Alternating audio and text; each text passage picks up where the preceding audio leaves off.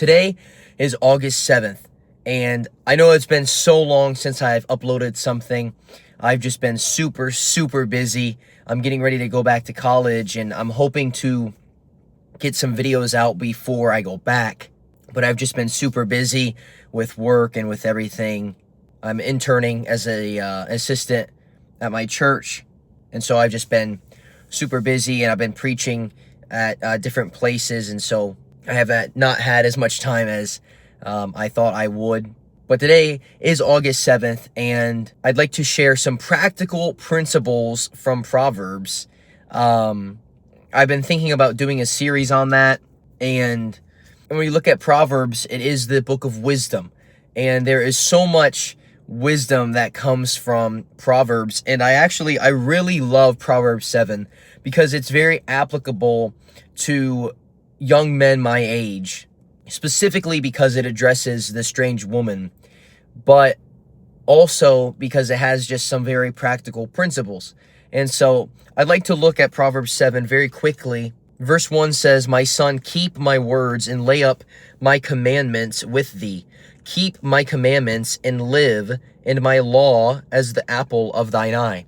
The first thing I notice here is we are commanded to keep the words and commanded to lay up the commandments, commanded to keep the commandments, and to keep the law. He says, keep my words, lay up my commandments, keep my commandments, keep my law.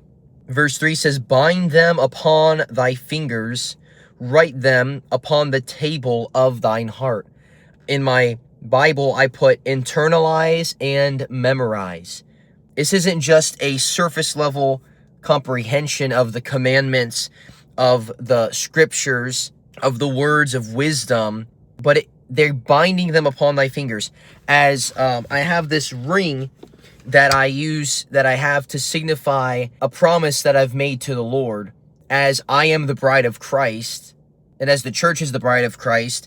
When I wear this ring on my hand, it reminds me that I'm married to Christ, and that I have, as a husband and a wife make marriage vows, I have vowed a vow to the Lord that I will serve him with my life.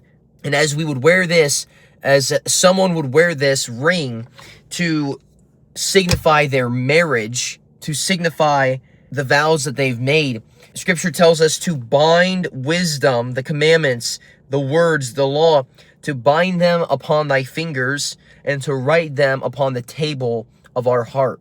Verse 5 says, or verse 4, say unto wisdom, thou art my sister, and call understanding thy kinswoman. There's a emphasis of the fellowship, of family, of closeness, that when you are close to the scriptures, they will be close to you. And we see that in verse 5, that they may keep thee. If you keep them, they will keep thee from the strange woman, from the stranger which flattereth with her words. And the rest of chapter 7, for the most part, addresses a story of wisdom looking out its window and seeing a young man who is going towards the strange woman. And this can represent us as Christians in our life going towards sinful things. And I want to notice a couple of things specifically with the strange woman, specifically to maybe a young man that is watching. It says, for at the window of my house I looked through my casement, and beheld among the simple ones. The simple ones are really explained as someone who's open-minded. They're simple. They're not maybe experienced as much as others. They're simple in knowledge, simple in understanding. But I'd like to notice it says, I beheld among the simple ones, I discerned among the youths a young man void of understanding. Now, what I notice about this is it does not say that he was void of knowledge. I think this young man knew what a strange woman was. He knew what a strange woman was affiliated with. He was void of understanding, not knowledge. He knew about it, but he didn't understand why. And many times when we see things, or we understand that things are sinful, we know that they're sinful, but we don't necessarily understand why. And if you've ever heard the phrase, curiosity killed the cat, this is what this young man does. It says he was void of understanding. He was Number one, passing through the street near her corner. There's a purpose to that. He was passing, he was walking by it. And when you get close to sin, it's going to lead you into more sin.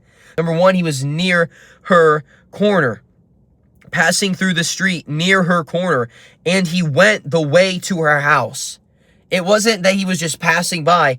He was walking past her corner, and he went to the way to her house. He's near her corner. He's going to the way of her house, and maybe you could make the case he was just passing through, but I do not think that's the case, because it says in verse 9 that he went in the twilight, in the evening, in the black and dark night. And behold, there met him a woman. This was a meeting.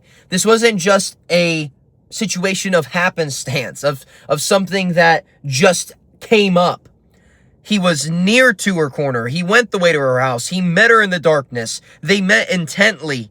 And it says, there met him a woman with the attire of an harlot and subtle of heart. She is loud and stubborn. Her feet abide not in her house. Now is she without. That means outside. Outside. She's not in her house. She's all over the place. She is now without, now in the streets, and lieth in wait at every corner. We live in a world where sin is so accessible. Sin is so in our face. We don't have to go near her corner. We don't have to pass the way to her house to find it, because it is so blatant. It is so out there. She is without. She's in the streets. She's at every corner. And it says in verse 16, I have decked my bed with coverings of tapestry, with carved works, with fine linen of Egypt. Egypt representing the world. I have perfumed my bed with myrrh, aloes, and cinnamon. What I get from that is that sin is prepared. Sin is prepared. It is right there waiting for its opportunity to get you. Sin is prepared. Sin is appealing. It goes through the story. Let us take fill of love until the morning. For the good man is not at home. He's taken a bag with him. He'll come back. Verse 21. With her much fair speech, she caused him to yield.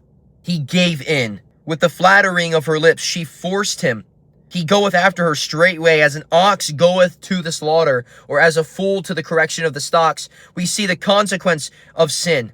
It's prepared, it's appealing, but its consequence in verse 23, till a dart strike through his liver, as a bird hasteth to the snare, and knoweth not that it is for his life. Verse 24 is a warning. Hearken unto me now, therefore, O ye children, attend to the words of my mouth. Let not thine heart decline to her ways. Go not astray in her paths. For she hath cast down many wounded, yea, many strong men have been slain by her. Notice the contrast. In the beginning of the story, she beheld among the simple ones, the unlearned, the young man. But now we see not just a young, simple man, but many strong men. Grown men who are strong have been slain by her. And I think that this applies in two ways. Number one, when it deals specifically with what it's talking about, which is the strange woman, with lust, with sexual things. Many strong men have been slain by lust. They've been conquered by lust because they gave into it just a little bit. They passed near the corner. They went the way to her house, and it caught them in a moment. And it caused them to yield. It caused them to give in, and they fell. But also, in the broad sense of sin as a whole, many strong men, many people who are spiritually mature have fallen into sin. And so my advice, my warning to you all today through Proverbs 7 is never think that you are too strong, never think that you are too old or too set, and you've been in this Christian walk for so long that you cannot fall, that you cannot mess up, that it couldn't be you that would do that thing, whatever that is. And so that's my warning for Proverbs 7. That's what I got out of my reading today. And that's just some practical principles from Proverbs. Thank you guys so much for watching. I will see you all in the next video.